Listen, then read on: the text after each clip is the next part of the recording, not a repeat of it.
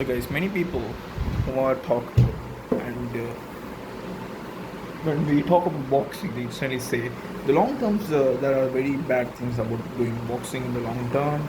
You might end up with a brain CTE, chronic injuries or whatever it is. You might get CTE. So what exactly is CTE? So that's what I'm going to explain. So CTE. So of course, let's take a small situation or scenario where you want to fight. You don't know how to fight and you fear a lot. Let's say you're a beginner. Now you are going to have your first sparring session and you're so feared. And as soon as you go there and start fighting, and you have the fear. But as soon as you land some punches, and as soon as you know that you're better than your opponent or the sparring guy or sparring partner, you're better than them. If you're performing better than him, you might won't feel this fear anymore. So there's a big burst inside you as soon as the round starts.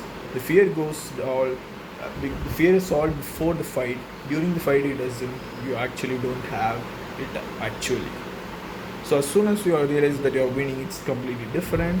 So what exactly happens is you're facing this fear, and the more you face these quick bursts of fear, the much better you get. And it just applies in all the realms. Even though if you are in a running competition, you want to run faster. Of course, you're going to fear before the race starts. You're going to fear whether you're going to win or lose. It applies to all sports. It's in basketball or football. You still fear you are either winning or losing. So it comes under all sports, and it's going to cause equal mental damage in this scenario, right? Everybody is facing fear. Everybody is facing fear. But in this combat sports, the level of fear is a bit high. Can't actually say it, but let's say it's a bit high, even on average. So since how can you still say combat sports give a lot of CTE? So many people come with another arguments that you're directly hitting something with your inside your head. Yeah, we are getting our cells injured, brain cells injured through combat sports like especially boxing and things like that. But in other sports, there are situations where you tired your muscles too much.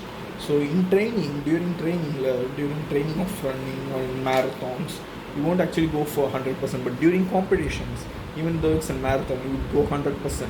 The adrenaline will carry it all.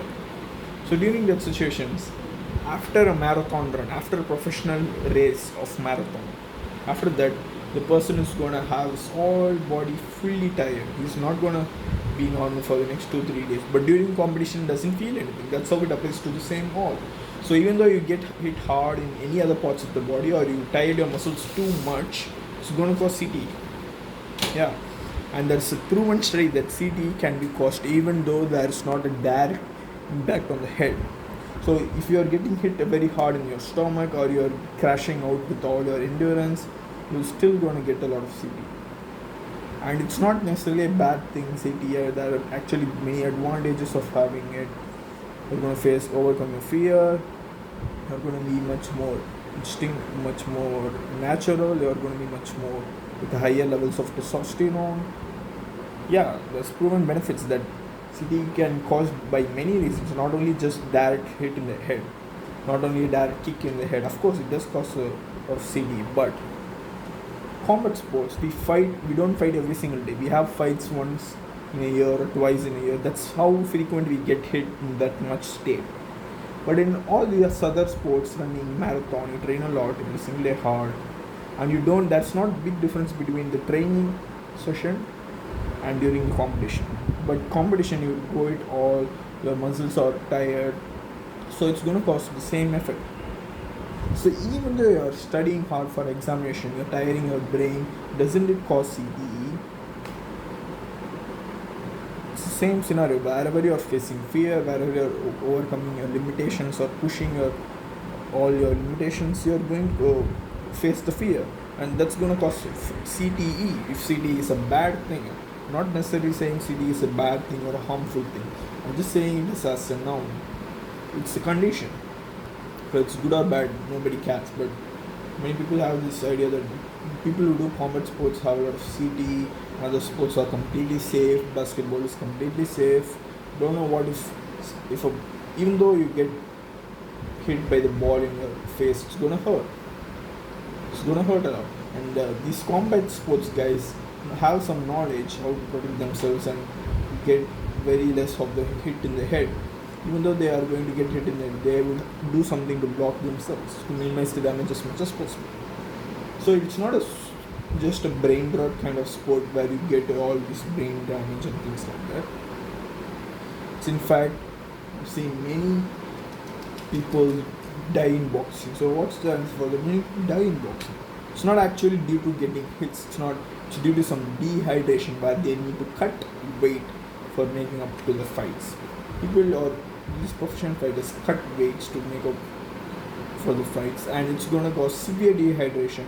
You're gonna lose, let's say, a lightweight fighter or flyweight fighter, and he needs to cut to 60 kg, and its walk weight, that is his regular weight when he is not in any competition, might be 70 kgs or 80 kgs, and he's need to cut it all to 60 kgs, and you would go through severe dehydration, all this exercise, removing muscles using some therapy or whatever it is. They would go through all these processes in order to lose their weight, and that is going to be impairing his fighting skill because it's going to cause him severe boredom or severe sense of plain or emptiness in his mind because he has suddenly lost a lot of pounds. So, and that's why there are many deaths in this combat sport because they need to lose weights, they need to cut weight quickly, they need to. But gaining weight is not a problem. It's actually a good thing. Gaining weight doesn't actually cause all these deaths only in the lightweight category.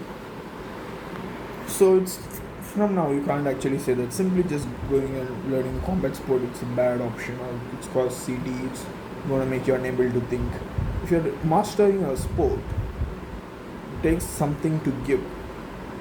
So in order, if you learn a combat sport, at the end you are going to have a skill that you need to make sure that you are better in street fight or you're in your party and suddenly something bad happens, some bad guy comes in, steals, he asks for money by holding knives, and as a boxer you can end that fight because if the guy is not experienced in any of combat, he's just holding a knife or threatening like normal people.